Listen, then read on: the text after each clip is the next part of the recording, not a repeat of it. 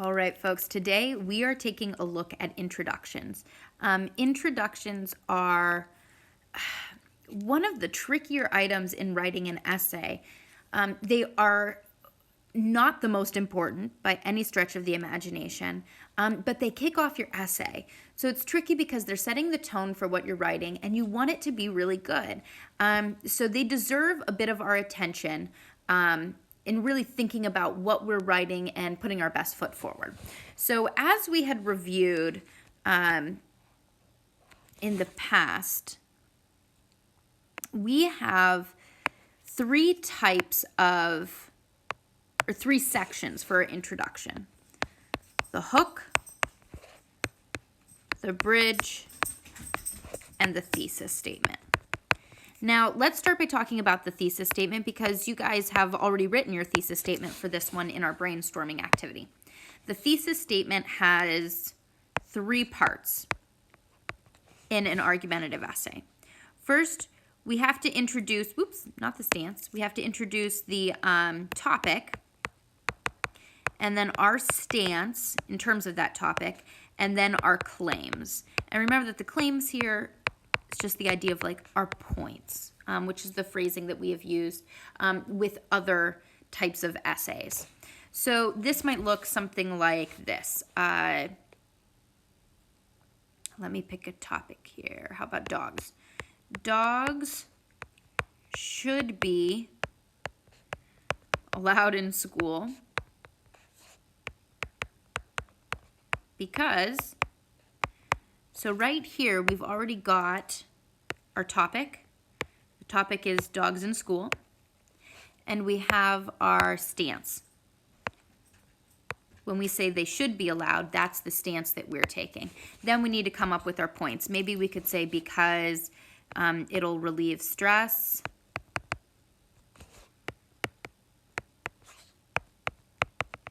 It will relieve stress,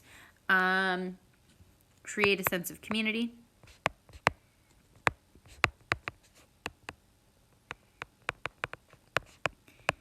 and give kids something to look forward to.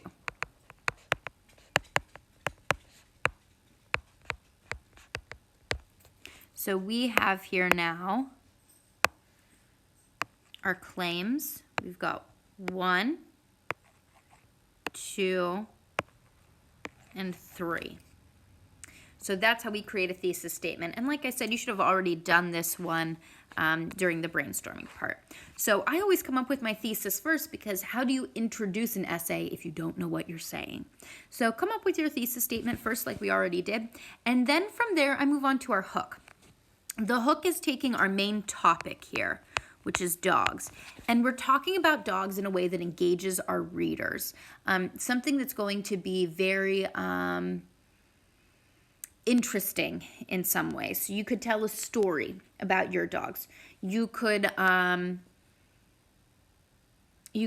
a question about dogs. Make sure it's an interesting question though. You could provide us a statistic about dogs. You could give us a scenario in which maybe dogs don't exist in the world. You just want to come up with something creative, something talking about the idea of dogs. I'm going to, for our example here, write a question just because the questions people tend to ask are really boring. And I want to show you an example sentence that isn't. So the go-to would be asking the question, which is our prompt. Should dogs be allowed in school? Well, that's not really going to be very interesting to many people.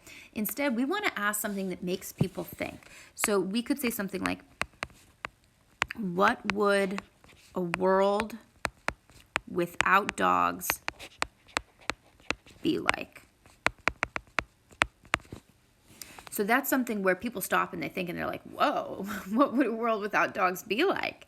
And they're probably more interested in that question than they would be in the prompt that you were given to write about.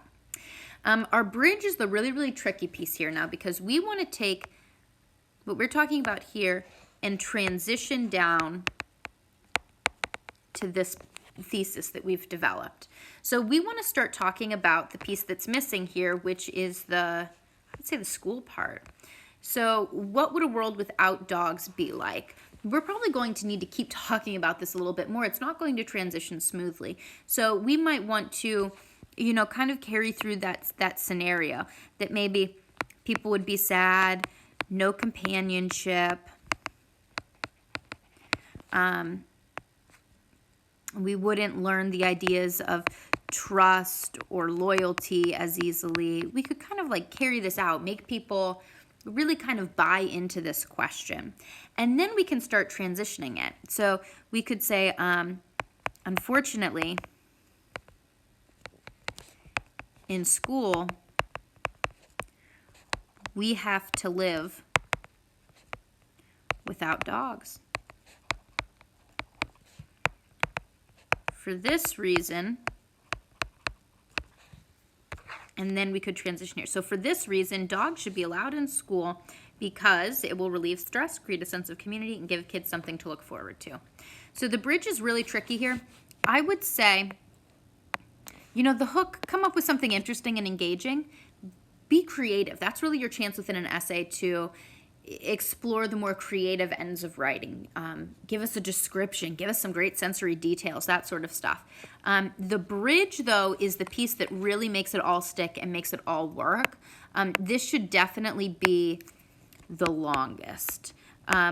The bridge might be 2 sentences, it might be 4, but this is really where we need to work on transitioning from this kind of broad topic all the way down to our specific stance. So really spend some time focusing in on that bridge.